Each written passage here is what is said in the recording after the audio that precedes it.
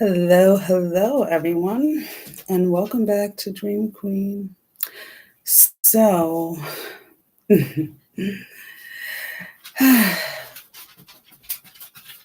how did today start? Today started like any other day. I woke up,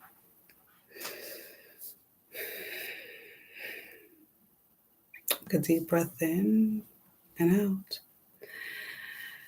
Let's make sure the volume is all the way up. Sorry, guys, there's no music, no nothing. It's just my voice. So, I put this picture up. This was sketched by my oldest, probably almost 2 years ago, I would say. Um, Hi, Becky. How are you, my love? I'm good. Um, this is not a mirror. Um, so it's not about reflections or projections or anything like that. It is about, you see the drawing, and then there's a drawing within the drawing within the drawing, and it's about us ourselves taking full control of our lives, of who we are, and creating our own reality. Now, I don't know if you guys noticed. Shortly after I started the channel, I started doing videos on this and that. I had posted that I was going to have to get rid of Zeena, my female dog, my beauty. And that did, to a certain point, put me like in turmoil within myself because I felt that I couldn't keep her. And I love her. I love every part of her. I love her. She is an amazing dog. And, a lot of people say that, she's very, hi, fat cat. How are you, my love? I haven't gotten any emails from you lately. Yes, I see. Let me stop. So a lot of people, when she would bark, people would say clarity or, clearing up, interference or whatever, we are all to choose the interpretations however we choose to. But it got me to a point during that time where I had to accept the fact that, if she was not meant to be in my life, I had to accept it. And I just let it be. I stopped obsessing, I stopped everything. And this morning, now to train her, because she's a Belgian Malinois. She's a canine. She is meant to be a police dog. She can smell, she can dig, she can do a lot of things. So to train her at home, we're looking at about $1,200, $1,500 a week. To train her outside the home where somebody takes her, we're talking about like about close to 3,000 a week. I don't have that money. I'm not gonna lie. I'm not working. Disability was denied yet again. Whatever. I'm still here. We still have food. We still have light, shelter. It is what it is, right?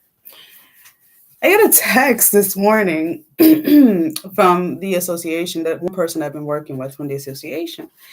And she tells me, I'm sorry, but I have not been able to find anybody to rehome her. And,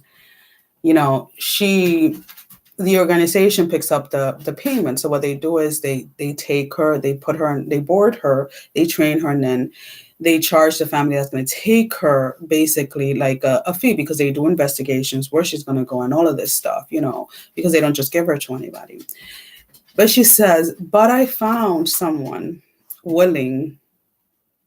I didn't have to say anything. I didn't have to manifest. I didn't have to spend hours and hours of rushing to get this. I just let it be. I was like, if she's meant to stay in my life, there will be a way. That is willing to come to my house to train Zeena for free so that I can keep her.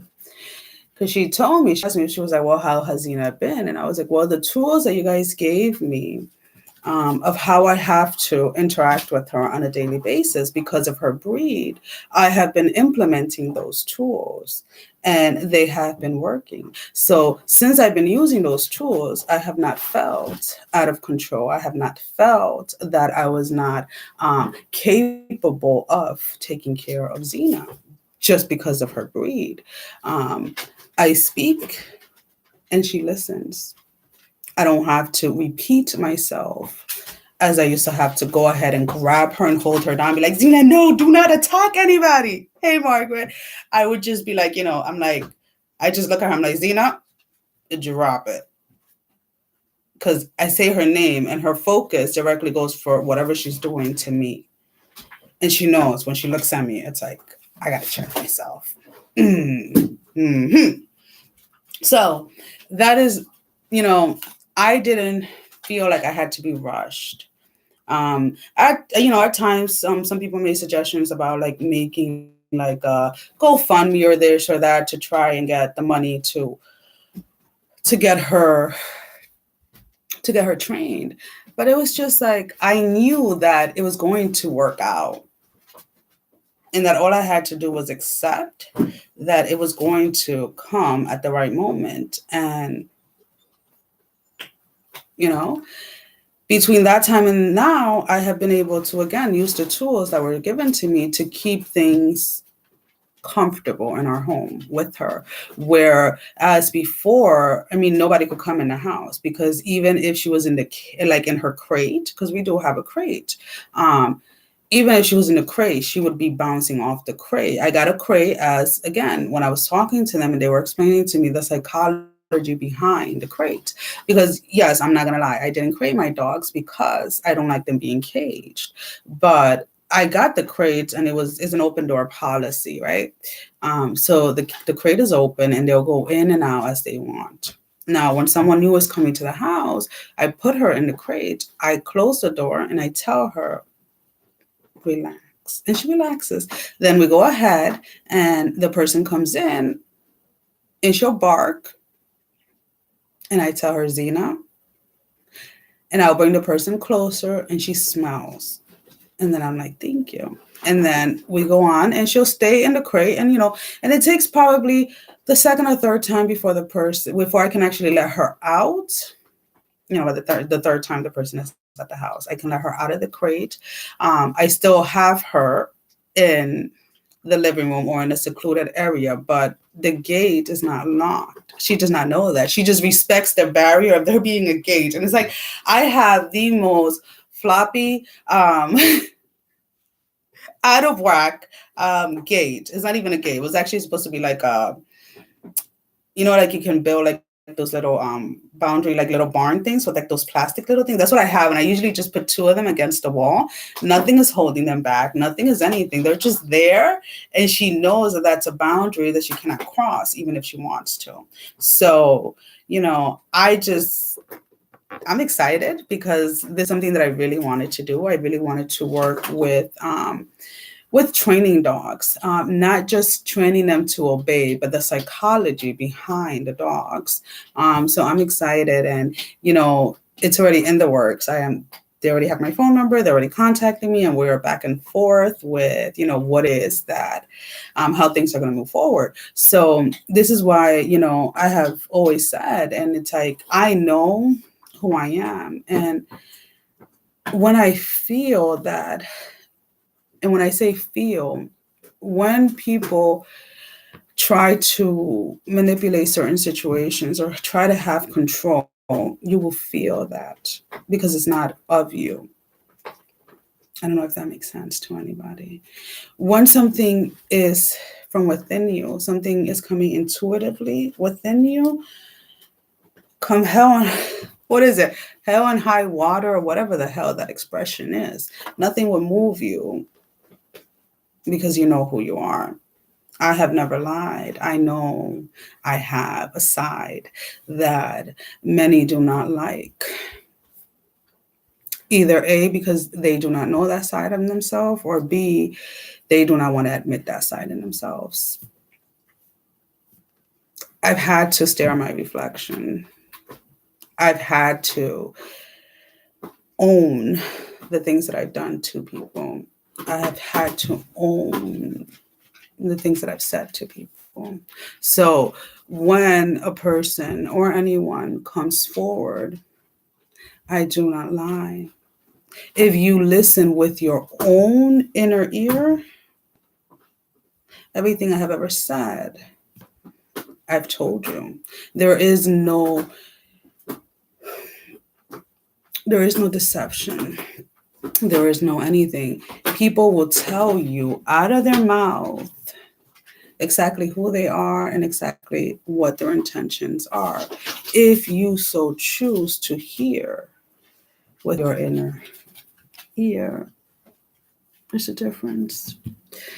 And with that, just so you on, yeah, people just catch me on here and there. It's just kind of like, ooh, uh, just kind of enjoying. Like I said, like I go out every day into nature. I love nature. I mean, I'm blessed with 22. I have 22 acres in the backyard, and I do not own this house. Hi, Jasmine. My phone just opened to this live randomly. I'm assuming there's a message from you.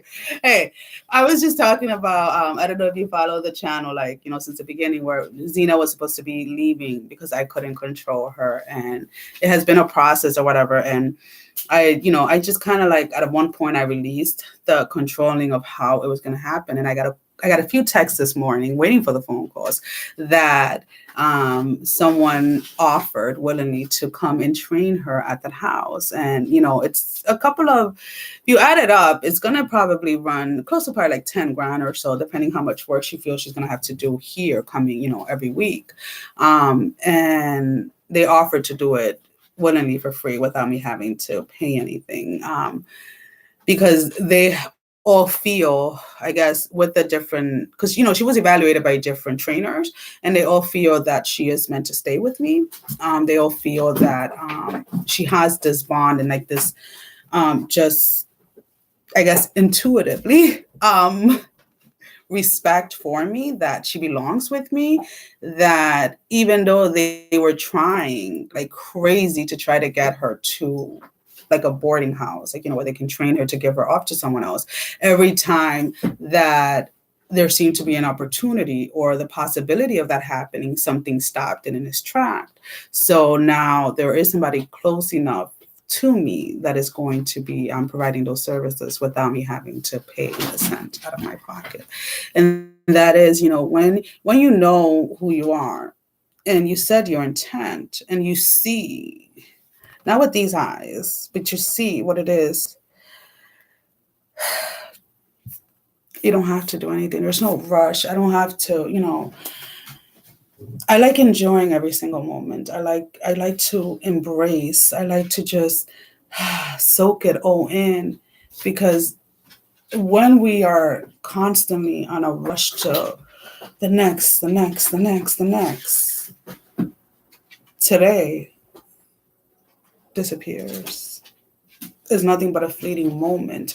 And life is but that. If you look back at your life and you look back at the things that took a hold of you or that made you feel a certain way, it was because you were trying to decipher why and the what and the when, instead of just learning the lesson and then just keep moving forward.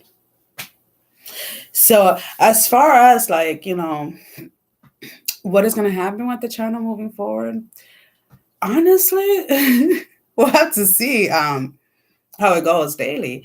As far as the readings as I was doing them, honestly, if you rewatch my readings, when you're led to, if you're led to, then you will see is exactly what everybody else is talking about. The music, the sound, the feeling, the connection, the this, the that. So right now, when it comes to that part of it, there's nothing there that I have not already said. Again, if you heard with your inner ears. And I want to say thank you guys for joining me. Now I'm going to go ahead and hop off and finish cooking. Oh, I did want to say something. If anybody is feeling or starting to feel any of the symptoms of the virus or the cold or whatever it is that you want to call it, personally here we're not, thank God, but very simple tea that you can make that I used to make when I used to feel like this pressure and this make it a good day. Yes, definitely. And just in general, just feeling like, like you feel like run down or out of energy or anything like that. I used to take chamomile with cinnamon and ginger. So I would put one cinnamon stick in it. I would put I use fresh ginger, not powder, and a little bit of chamomile, and just steep it in as a tea, and then sweeten it with honey, raw honey, and that should be enough to start taking all of this. Because all of this congestion and stuff, a lot of it is just mucus that has been building up. So if you know anything, like, I'm a nurse, mucus serves a purpose. Everything in our body serves a purpose. But when it starts to clog up, the mucus is supposed to be bringing out things that are no longer needed in your body. So if you take a tea and you use it, hello, you said, hey, I remember you saying I have a tea recipe and not feeling well. Do you know something for the headaches? Or that's what I was just saying, Margaret. So you take chamomile. I don't know if I'm saying it right. Manzanilla in Spanish, but chamomile. I hope I'm saying it right, guys. Ginger and cinnamon, like a cinnamon stick, and you steep it in to make a tea, and then you sweeten it with raw honey, and you drink that. You sip on it, you literally, it should start you should start feeling relief. One of my cousins, actually, and she's not into spirituality or anything like that, called me that she was diagnosed with the flu a few weeks back, and I gave her the recipe, and she was like, oh my God, I did it as soon as you told me. And she's like, I was able to function. She's like, I still feel like, the residual of it, but she's like, but I'm able to function. I don't have to be in bed. And I told her, I was like, well, it's just a tea. Like, everything around us gives us our solution if we, again, hear with our inner ear. And I have a whole bunch of recipes. So I'm going to be just putting them out there for everybody to. Must have read my mind. No, I'm not reading your mind. It's just I've been through it. I actually there was one point where I had mono. I don't know if anybody knows what that is, but it is a virus, and it lasts usually about 4 to 6 weeks. And I actually work through it, and it actually knocks people down to like where they cannot function. Something similar to what's going on. Let's put it that way.